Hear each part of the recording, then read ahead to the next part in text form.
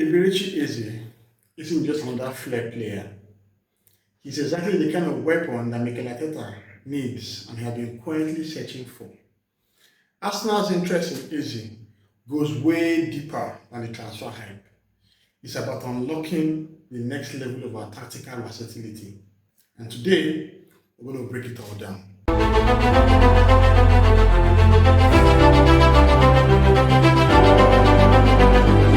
Welcome back to All About Arsenal. I'm going to start today by talking about the links Arsenal has with Eberechi Eze. The club has just unveiled Noni Madueke, who is going to be a very, very wonderful winger for us. But at this point in time, we're still waiting for the Gyökeres deal to be completed. I'm guessing there's still some things that need to be sorted out. And I think 14 CP's president is just becoming petty. But we'll talk about Gyökeres in the future. Let's focus on what we're talking about right now. What we're talking about right now is Eberechi Eze. Arsenal has been linked with a move for the English midfielder. We are fully aware of his release clause, which is £67.5 million. And today, we're going to explore why Eze fits this team and whether it's worth that price. So what do we know about Eberechi Eze? He's 27. He spent 4 seasons with Queen's Park Rangers before moving to Crystal Palace. And while he was at Queen's Park Rangers, he also had a long spell at Wycombe Wanderers. In his time at QPR, he made 112 appearances and scored 20 goals. And in 2020, he moved to Crystal Palace. For the past 5 seasons, Eze has been an outstanding player for Crystal Palace, grown to become a talisman within the squad. And as at the time of this recording, Eze has scored 39 goals in 166 games for Palace. And one key thing to also add is that Eze was absolutely fundamental in their FA Cup triumph last season. He actually scored the only goal in the final at down Man City. And basically last season was a very personal best for him in terms of goals scored, because he scored 15 goals for Crystal Palace and had a goal contribution of I think 25 or so. He had 8 goals in the Premier League, 8 assists as well, but he scored 3 goals in the League Cup and also scored 4 goals in the FA Cup. And according to FBref, he had 136 shot-creating actions.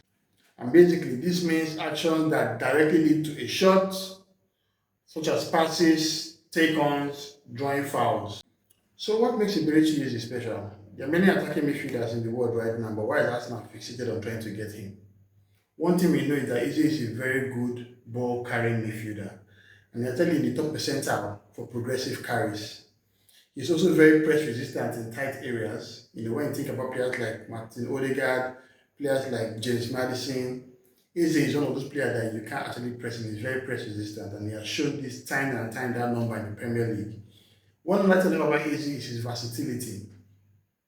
He can feature as a left winger, he can feature as a left 8, he can feature as a 10. So this means that if Eze comes to Arsenal, he would be able to feature in a lot of positions, which means that a player like Martinelli and even our captain Martin Ødegaard have to ensure that they really play well, because if they keep messing up, Eze can take their spot.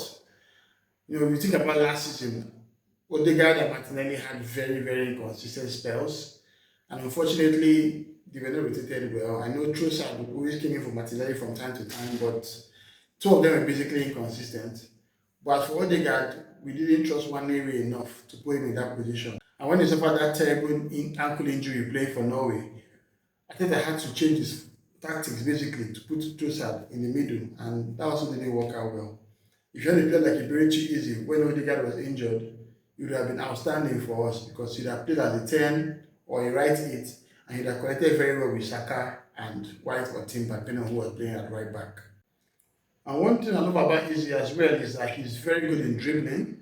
He glides past players effortlessly, and he draws a lot of fouls that can lead to penalties, fouls that can lead to free kicks in very dangerous areas, because he loves creating chaos. Arsenal doesn't just need scorers, they need disruptors, and Eze fits that mold. Eze is a maverick, and he's very good with the ball at his feet. He shoots with power, he shoots with precision, and he offers Arsenal what they don't really have right now, a player that can do the unpredictable. Last season, Arsenal was very, very predictable in how they played, and teams knew how to defend well against the club. But when we get a player like Eberechi Eze, that mold will be changed because he's going to add something dynamic to Arsenal's attacking style of play. So let's talk tactics. I believe that if Eze comes to Arsenal, he'll be favoured more on the left edge role in Arteta's 4-3-3 formation. Right now, that's where Declan Rice occupies, and he can actually anchor to allow Eze play in that formation. Eze can also play as a left winger adequately. He has done that for Crystal Palace, he has done that for England. And one good thing about having a player like Eze is that if he plays alongside Gyökeres can go into the inside left channel, which will allow Eze to move in more centrally. And you know the kind of damage he can do when he's in the middle of the park. He can blast a shot in, he can give a sweet through pass to someone that's not in an advanced position, and he's going to be someone that can actually change the way we play our type of football. Eze is a very, very intelligent footballer that has shown time down number that he can take a game at the scruff of his neck. There are many games I've watched in the Premier League where Crystal Palace are basically in the lurch and they need the player to bail them out. And Eze has always been that man, or most times he creates a very good chance for Jean-Philippe Mateta to finish off. Eze can also play as a cam in a 4-2-3-1 setup. He has done that several times in Crystal Palace, and if Arteta wants to change his style from 4-3-3 to 4-2-3-1, he has a player in Eze he can actually deploy as the central attacking midfielder or as the left inside forward. Eze is a player that has shown in the past that he can actually feature well in those roles, and he's actually a natural as an advanced playmaker. Having a player like Eze who is very good with ball retention can help Arsenal adequately, especially when it comes to low blocks. You know, several teams defended so deep against Arsenal last season, and this contributed to the large amount of draws that the club had. Arsenal had 14 draws, astonishingly, last season. And as we are already aware, we were ahead in 9 of those games. So if you have a player like Eze, who is very good with ball retention, who is also very creative, he could actually unlock those defenses, those stubborn defenses that have no plans of trying to play when they feature against Arsenal. And that's a big plus for the club. Of course, the potential of him linking up with Declan Rice and Martin Ødegaard is tasty, like really tasty. And it's something I'm hoping that Arsenal can just get over the line to make this work. Now let's talk transfers. Crystal Palace has made it clear that they can only allow Eberechi Eze leave for £67.5 million. If you look at the present market, Mbeumo is going for £70 million. Mohamed Kudus was going for £55 million. Morgan Gibbs-White is potentially going for £65 million. We just signed on Madueke for £52 million. So you can see that there's a bracket where these attacking midfielders are kind of occupying between the 50 to 70 million pound mark. And I would say that Eze is worth that amount of money, despite the fact that he's just 27 years of age. You know, he can give us now 5 good years, play till 32, and we'll still have a good resale value. But the challenge now is, can Arsenal do this without having to sell? I believe that the PSI and FFP regulations might determine that Arsenal might potentially need to sell first before getting Eze. But I read in some articles that Beta is trying to structure a deal where Arsenal can actually make that bid for Eze without having to sell. That will probably be us, pushing the boundaries of where our limits can be financially. But this can easily be achieved if we can maybe make some sales. We have the likes of Fabio Vieira, who doesn't have a future anymore at the club. We have Sambi Lokonga, who can also leave. We have Rhys Nelson, who is linked to the move to Fulham, although I've learned that it might just be a loan spell. I'm sure they are kind of buying him permanently due to his injury challenges. And of course, you also have Alexander Zinchenko, who I probably want to stay behind and stay with his big wages rather than leave the club, because if he spends one more year at Arsenal, he can potentially go to wherever he wants next season as a free agent. But you have to also consider the fact that Eze is homegrown and is a Premier League proven player. 2 seasons ago, he scored 11 goals for Crystal Palace. Last season, he scored 15 goals.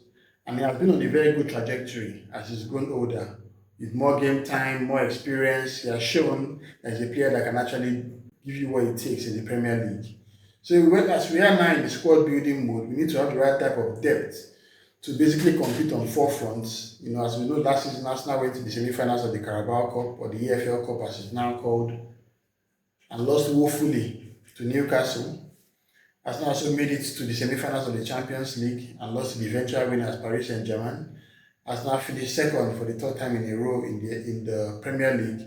And of course, we know how the FA Cup season panned out with that terrible penalty shootout loss to Manchester United.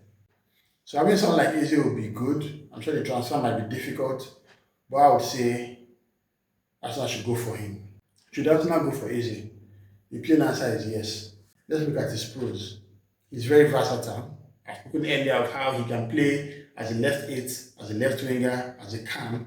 His creative numbers are exceptional, and at a club like Arsenal, where creative juices flow a lot, he will do so much for us. He's actually very good in ball retention. He can unlock low blocks. He's very good in dribbling. Like, I can go on and on and on how much I love Eze. He will be like a maverick signing to us. He'll be the marquee signing that we need to take us to the next level. What are the cons? Of course, the price tag. £7.5 million is not cheap. That's a lot of money. And he has shown some kind of inconsistencies. The time he has a purple patch, scores and assists so many, gives many good contributions. But there are other moments as well where he goes through dry spells. But obviously, at a club like Arsenal, where he has the quality of good teammates around him, I would expect more consistency from him. Eze is going to add unpredictability and dynamism to Arteta's system, and he's not just going to be a flashy signing, he's going to be a tactical and strategic signing for us. So would you want Eze at Arsenal? Let me know your thoughts in the comments below. Please make sure to like, subscribe, and turn on your notifications. Of course, we have more transfer breakdowns we're going to discuss about. We are still waiting patiently for Victor Gyökeres, but right now it's all about Eberechi Eze, and I'm hoping that we get our man soon. Come on, you guys.